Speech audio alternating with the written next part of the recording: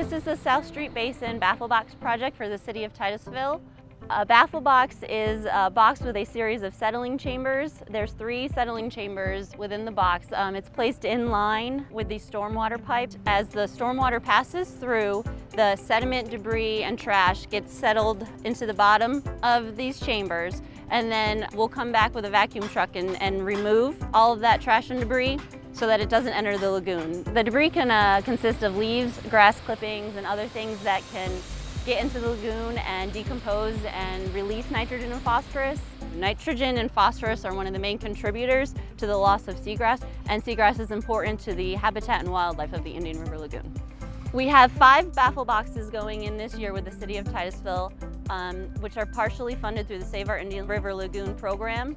We have 3 within the South Street Basin, another in St. Teresa Basin, and another in the La Paloma Basin. They will all be installed within this fiscal year.